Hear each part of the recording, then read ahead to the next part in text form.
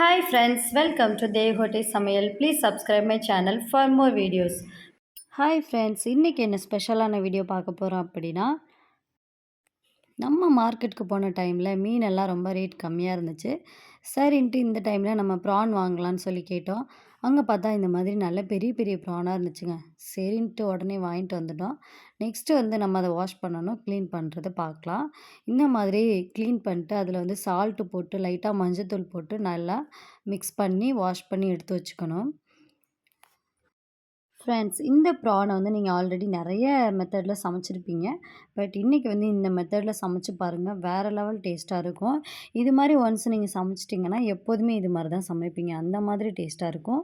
அதுக்கு ஒரு பாத்திரத்தில் நம்ம சால்ட் எடுத்துகிட்டு மிளகாய்த்தூள், மஞ்சள் தூள், சீரகம் வந்து லைட்டாக சேர்த்துக்கோங்க. அப்போ வந்து நல்லா டேஸ்ட்டாக இருக்கும். அப்போ வந்து மணமாகவும் இருக்கும். அதுக்காக நம்ம இப்போ ப்ரானை சேர்த்துட்டு அதில் இஞ்சி பூண்டு பேஸ்ட் வந்து அரைச்சி மிக்ஸ் பண்ணிக்கலாம்.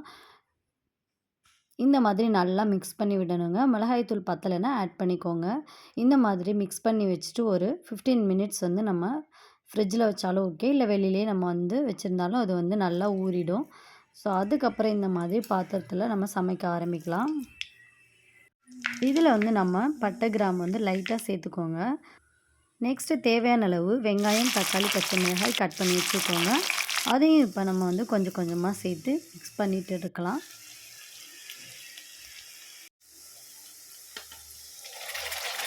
இப்போ நம்ம தக்காளி சேர்த்து நல்லா மிக்ஸ் பண்ணிகிட்டே இருக்கணுங்க. தக்காளி நல்லா வதங்கினதுக்கப்புறம் இஞ்சி பூண்டு பேஸ்ட்டு சேர்த்து மிளகாய்த்தூள், மல்லித்தூள், லைட்டாக மஞ்சள், சால்ட் எல்லாமே ஆட் பண்ணி நல்லா மிக்ஸ் பண்ணி வைக்கணும்.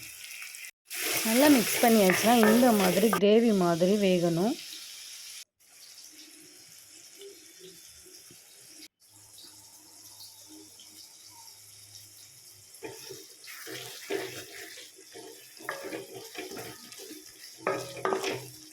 இந்த மாதிரி மிக்ஸ் பண்ணி நல்லா கிரேவி மாதிரி வந்ததுக்கப்புறம் ஆல்ரெடி நம்ம வந்து மிளகாய்த்தூள், மஞ்சள் தூள் எல்லாம் போட்டு மிக்ஸ் பண்ணி வச்சு ஊற வச்சுருக்கோம் இல்லையா, அந்த ப்ரானை வந்து இதில் ஆட் பண்ணிக்கணும்.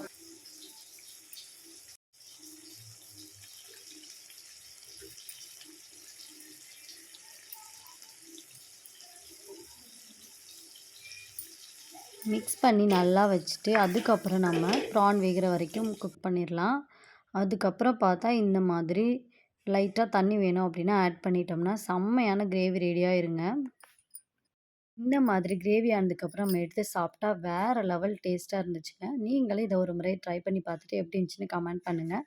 இதே மாதிரி நிறைய வீடியோஸ் பார்க்க நம்ம சேனலை மறக்காமல் சப்ஸ்கிரைப் பண்ணிட்டு பெல் ஐக்கானை கிளிக் பண்ணுங்கள். தேங்க்யூ.